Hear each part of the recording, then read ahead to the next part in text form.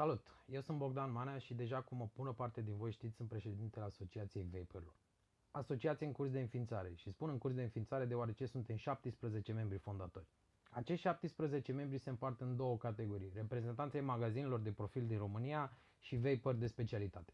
Magazinele care fac parte din asociație sunt Smoke Mania, Vapors One, Țigara Ego, Vapor Stock, Vore, ce mai avem aici? Fumez.com, Alpha Vape, Efum și bineînțeles Vapebar.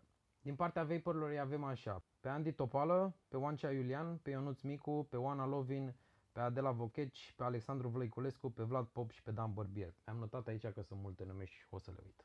Noi sperăm ca până la data de 24 martie să finalizăm toate actele necesare de desfășurare activității acestei asociații. Scopul asociației este unul simplu: apărarea drepturilor vaporilor din România. Dorim să avem o discuție serioasă cu autoritățile competente ce vor să reglementeze piața de țigări electronice și să expunem problemele utilizatorilor de țigări electronice, adică voi.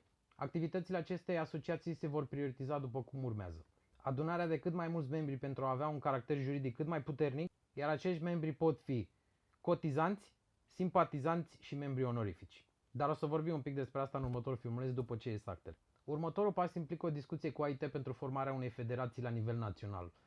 După cum știți, o federație are mult mai multă putere juridică decât o simplă asociație. Un alt punct foarte important pentru noi este inițializarea unui dialog cu reprezentanții ai guvernului pentru a discuta despre așa zisa acciză pe lichidele cu nicotină.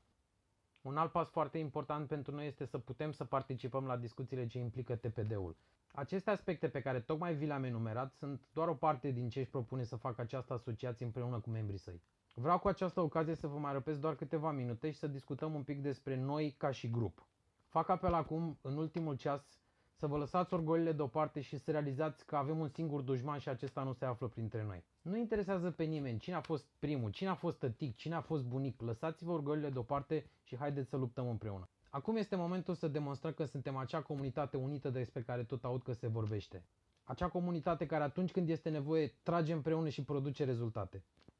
Tot ce vă cer în acest moment este să mai aveți un pic de răbdare să finalizăm actele asociației și să aveți un pic de compasiune pentru restul de vapori. Vă salut, pe data viitoare!